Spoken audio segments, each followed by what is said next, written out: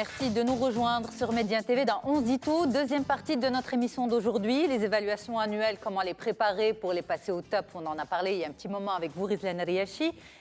Contraception après 35 ans, on en parle dans un petit moment aussi avec vous, docteur Hicham Ben Abbas Taarji. Mais pour l'heure, on retrouve notre super femme inspirante de la semaine.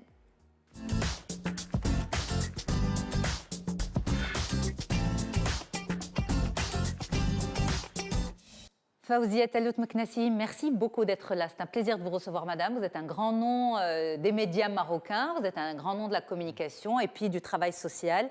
Vous êtes derrière de nombreux projets, notamment celui qui vous tient le plus à cœur, celui de Dar Ma'alma. Vous allez nous raconter tout ça dans un petit moment. Vous avez lancé aussi dans les années 80 le premier magazine féminin marocain, Farah Magazine. Pour vous situer un peu plus dans toutes ces activités, eh bien, nos équipes sont venues chez vous pour rencontrer. Vous nous avez raconter votre parcours en toute intimité. On regarde et on revient pour la discussion. Fawzia Tallout Meknassi, une personne pleinement consciente de son rôle de citoyenne. Je suis née à Casablanca, j'ai grandi à Casablanca. Je suis sportif, je suis nageuse, j'adore nager. J'adore les randonnées, j'adore la nature. La nature fait partie de mon quotidien. Je lis beaucoup. Et je crois que ça, je le dois à mon père, qui m'a donné cet amour de la lecture. Et j'adore lire. Après avoir terminé mes études d'économie, j'ai voulu réaliser ma passion, en fait, qui a toujours été le journalisme. Je voulais créer une revue féminine, il n'y en avait pas au Maroc à l'époque, qui puisse répondre aux attentes, aux caractéristiques de la femme marocaine, à ses aspirations, mais aussi donner à l'étranger cette vision de la femme marocaine. Et c'est là qu'est née la revue Farah Magazine. Le premier numéro est sorti en octobre 1990. L'expérience de Farah Magazine était une expérience magnifique. Elle était enrichissante par plusieurs aspects. Notamment, il m'a permis de développer un réseau relationnel à l'international, notamment mon passage chez Marie-Claire et chez Cosmopolitan New York. Le cheminement a fait que, par le biais d'une mission de la Banque mondiale, j'étais emmenée à me pencher sur la condition des femmes artisanes. Et c'est ainsi que j'ai pris conscience de la condition de ces femmes. Je les ai octroyées de près, j'ai passé des journées avec elles, je les ai accompagnées dans leur quotidien. J'ai compris que ces femmes, le travail qu'elles faisaient n'était pas un travail d'appoint, mais c'était un travail de survie pour certaines. D'une manière spontanée, les femmes, elles ont créé le réseau des femmes artisanes du Maroc. Nous, on a essayé de donner les structures juridiques de cette ONG. Nous avons créé le showroom Dar Ma'alma à Marrakech. C'est un espace qui est mis à la disposition gratuitement des femmes artisanes adhérentes du réseau où elles mettent leurs produits à la vente. Mon conseil, lorsqu'on veut entreprendre, il faut oser le faire. Il ne faut jamais dire non, je ne peux pas. Tout le monde peut. Il suffit d'avoir la volonté. Alors, merci d'être avec nous, Fawzia Tallout Meknassi. Et elle vous inspire, docteur? C'est génial. C'est génial, exactement. Et merci en tout cas d'être là, justement, pour expliquer à nos téléspectateurs, à la jeunesse qui nous regarde, comment vous avez construit votre parcours. Et en fait, lorsqu'on pense à vous et lorsqu'on se documente sur vous et lorsqu'on vous entend parler, vous mettez surtout en avant Dar Ma'alma. Est-ce que pour vous aujourd'hui, c'est ce qui vous représente le plus? Parce que vous êtes journaliste, vous avez lancé le premier magazine féminin au Maroc, vous êtes une militante, vous avez lancé pas mal de livres, mais est-ce que le projet Dar Ma'alma, c'est, on va dire, votre bébé à vous? Mon bébé, non, je ne peux pas dire mon bébé parce qu'on a été plusieurs à faire le projet Dar Ma'alma. Il ne faut pas reconnaître, c'est-à-dire renier le rôle d'autres personnes qui ont contribué à la réussite de ce projet. Je peux dire que c'est l'aboutissement un petit peu de tout un travail sur plusieurs années qui a fait que ce projet est venu. Et je peux dire aussi que c'est un projet qui est venu d'une manière spontanée. Ça n'a pas été calculé Dar Ma'alma au début. On s'est pas assis comme on a fait une évaluation autour d'une table. On a dit on va faire ça, on va faire ça. Non. Vous vous êtes pas dit, je construis ma carrière comme ça. Non, absolument pas. Je commence par ça et je vais vers ça. Non, absolument pas. Je crois que je n'ai jamais dit comment je vais construire ma carrière. Maintenant que vous me posez la question, je réalise qu'effectivement, je n'ai jamais construit ma carrière. Je voulais faire journalisme. À 16 ans, j'avais écrit à l'opinion des jeunes pour leur demander comment on pouvait créer un journal. Le journaliste Larhmo Serhmouni à l'époque m'avait répondu gentiment en m'expliquant. Et je voulais être journaliste, mais je voulais créer un journal. Je ne voulais pas être que journaliste. Je voulais créer un journal. J'ai fini par le faire. Non, je l'ai fait. Pourquoi j'ai fini par le faire? Parce qu'il n'y avait pas de presse féminine au Maroc à l'époque. Je parle des années 90. Il y avait la presse sociale, généraliste, mais il n'y avait pas de presse féminine. Donc, je n'avais pas le choix. Si je voulais faire mon métier, il n'était que de créer mon propre journal. Mais après, bien sûr, le journal que j'ai géré sur le plan, c'est-à-dire que j'ai réussi sur le plan journalistique, mais j'ai raté sur le plan gestion, je reconnais. Et ça, c'est un message aux jeunes. Ce n'est pas parce que vous avez raté une première expérience que c'est fini. Et aussi, c'est une occasion, si vous permettez, pour que je lance un appel, il y a beaucoup d'outils d'encouragement à la création d'entreprises. Mais il n'y a aucune structure qui est là pour aider les jeunes en cas d'échec. Et ça, c'est très important. Parce que tout le monde ne peut pas rattraper. C'est très difficile d'échouer une entreprise. Et ce n'est pas facile de rattraper cet échec. Sur le plan humain, sur le plan psychologique, sur le plan financier, sur beaucoup de... Donc, peut-être que les organismes publics ou même les ONG gagneraient à mettre en place une structure pour ces jeunes qui viendraient taper à leur porte en cas d'échec. Donc, il y a eu un échec. Mais un échec d'une expérience ne veut pas dire un échec de la vie. Absolument pas. Au contraire, cet échec m'a donné d'autres ouvertures. Mais comment vous avez atterri justement à la conférence de Pékin en 1995 pour ensuite embrasser cette cause de l'artisanat féminin? Comment j'ai atterri à Pékin? Justement parce qu'il y a eu cet échec.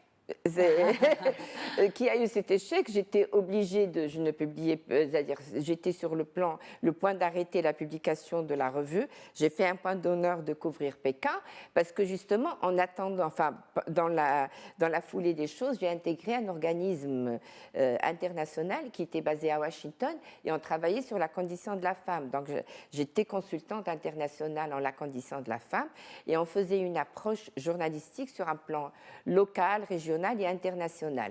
Et notre groupe, qui était un groupe, on était toutes des journalistes, on était 21 journalistes de nationalités différentes, on avait participé à la plateforme de Pékin. Et bien sûr, ayant participé à la plateforme de Pékin, je me devais de couvrir cet événement et de transmettre au niveau de Farah Magazine. Donc voilà, c'est l'échec qui a fait que j'ai fait Pékin. Et ce n'est pas Pékin, encore une fois, qui va faire que je vais m'intéresser aux artisanes. D'accord. À Pékin, je me suis intéressée plus, j'ai compris, c'est pas que je me suis intéressée, j'ai compris que pour un contexte socio-économique comme le nôtre, si on veut militer pour le renforcement de la condition de la femme, il fallait passer par le renforcement des capacités économiques. Et j'ai choisi, je dis pas que j'ai choisi cet angle. Il y avait d'autres qui militaient pour la réforme de la Moudouana, d'autres pour les lois. Moi, j'ai choisi cet angle et de travailler sur le... Mais c'était quoi le déclencheur? Pourquoi cet angle particulier de la femme artisane? Et je peux raconter... Les femmes artisanes viendront après. C'est le cheminement, c'est ce que j'ai dit au début. Je n'ai jamais choisi, je n'ai jamais programmé. Si je peux raconter pourquoi économique, tout simplement que pendant la conférence de Pékin, j'étais un petit peu déçue par ma participation à Pékin. Ça peut un petit peu choquer beaucoup de personnes parce que en arrivant là-bas, il y avait certains sujets que je trouvais très loin des préoccupations des femmes de notre société, des Marocaines, des pays arabo-musulmans. On était loin. Donc j'ai eu un sentiment... j'étais très jeune aussi, il faut pas l'oublier. J'ai eu un sentiment... J'étais jeune et j'étais naïve. Et je le suis toujours. La naïveté, je l'ai jusqu'à maintenant. C'est-à-dire que j'ai senti un sentiment que moi, j'étais trahie par ces femmes avec lesquelles je travaillais, ces femmes, parce que j'étais dans des instances internationales, j'étais vraiment dans disons, le summum de tout ce qui est militantisme féminin et féministe. Et j'avais je me sentais parce qu'ils étaient en train de parler des sujets qui ne m'intéressaient nullement. Qui n'intéresse pas la femme marocaine, maghrébine, arabe. Voilà. C'est ça. À l'époque, on était en 1995, il faut rappeler, il faut placer la conférence de Pékin dans son contexte. On était en 1995 et en 1995, c'était une année de sécheresse au Maroc. Et je n'avais qu'une vision devant mes yeux, c'était la corvée de l'eau des petites filles. Ouais. Je ne pensais qu'à ça. Et je disais, mon Dieu, on est là en train de discuter des choses c'est pas ça qui va résoudre cette condition de cette petite fille qui maintenant doit faire des kilomètres le matin. Et donc, j'ai aussi eu ce sentiment de trahir les femmes de mon pays. Et à un moment donné, j'ai parlé, j'ai expliqué en réunion, j'ai dit, voilà, ce que vous êtes en train, voilà, j'ai expliqué ce que je suis en train de vous dire là maintenant. Et puis, j'ai eu une réponse qui était extraordinaire, qui a fait un petit peu a changé ma façon de me comporter. C'est ce qu'on disait tout à l'heure dans les coulisses, la communication est très importante. La personne, c'était une Suédoise, s'est retournée vers moi, il m'a dit, mais si tu ne nous dis pas ça, comment nous on va le savoir? Et c'est vrai, il ne faut pas se taire. Il faut dire les choses, parfois il faut parler. Il faut parler. Et donc c'est comme ça que je suis revenue, comment je vais dire, gonflée à bloc, si je peux utiliser ce terme, pour dire voilà, il faut travailler sur le renforcement des capacités économiques des femmes. Bon, j'étais dans une structure qui était très importante à l'époque, en l'occurrence l'association Boulgreg, présidée par un homme, qui était un homme visionnaire, une personnalité vraiment en plus très ouverte. Et je lui ai expliqué, je lui ai dit, voilà. Il me dit, oui, vas-y, on t'aide, on te soutient. Et c'est comme ça qu'on a organisé le Salon des femmes de la Méditerranée en 1997, qui était financé par l'Union européenne. Et on a été la première ONG à bénéficier d'un financement aussi important. Ça a été suivi par le Congrès international des femmes, le Forum international des femmes en 1999. Et là, j'ai dit stop. Il faut arrêter. On a fait 2 congrès, on a eu beaucoup de résolutions. Maintenant, il faut travailler. Il faut les appliquer. Il faut les appliquer. Il faut en sortir des projets. Il ne faut pas que ça laisse des résolutions dans des tiroirs. Et dans la folie des choses, et quand il y a eu cet échec de Farah Magazine, et comme je cherchais bien sûr à travailler, parce que je n'avais plus de revenus, parce que ma revue ne sortait plus, j'ai intégré en tant que consultante la Banque mondiale pour certains dossiers spécifiques concernant la femme. Et c'est là où j'ai été emmenée à piloter un projet en Bolivie concernant les femmes artisanes de la Bolivie, qui s'appelait la Maison de commerce, Casa de Comercio. Et j'ai dit, tiens, ce projet peut convenir à nos femmes artisanes. Bon, moi, je connaissais l'artisanat comme toute femme marocaine. Je connaissais l'artisanat parce que j'ai grandi dans une famille où ma mère brodait, faisait chibka, faisait des choses. Et donc, c'était pour moi plus un truc de prestige, pas de survie. J'étais loin de me douter que c'était... Des gens vivaient de ça. Pour moi, l'artisanat, c'était un moyen. C'était un loisir. Oui, ça va me permettre aussi d'avoir une belle tenue. Chez Bidia était faite par ma mère qui était très belle. Donc, c'était pour moi, c'était ça, c'est l'usage de ce savoir. Et là, je découvre que c'est un savoir. Et donc, de retour de cette mission en Bolivie, ou d'ailleurs qui a été suivie par la visite de l'épouse de la première dame bolivienne au Maroc, c'était aussi un autre résultat de cette mission.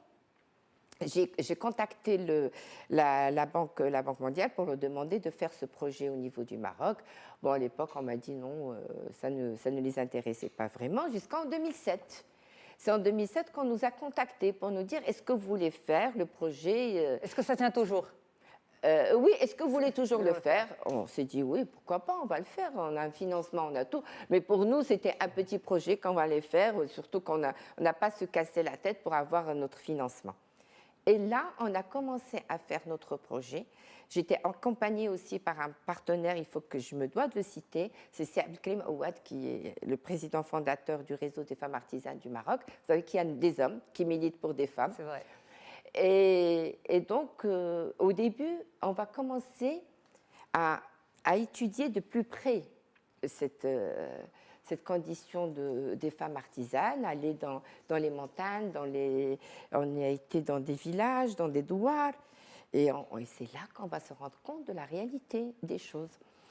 Et c'est là aussi qu'on va se rendre compte que le projet tel qu'il était conçu par la Banque mondiale ne convenait pas parfaitement à votre réalité, à la réalité nationale. À la réalité. Je ne dis pas, il y avait des choses très positives dans ce projet auxquelles on n'aurait jamais pensé. C'était cette approche de ne pas travailler sur une approche locale, mais de travailler sur une approche nationale.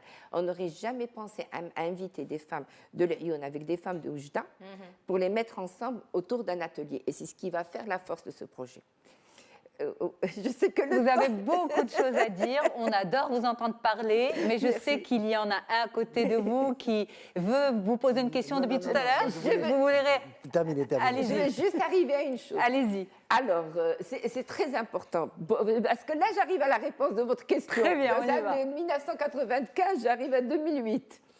Et en 2008, pendant qu'on travaillait, nous, on a rajouté dans le projet le renforcement des capacités, donc on mettait ces femmes ensemble.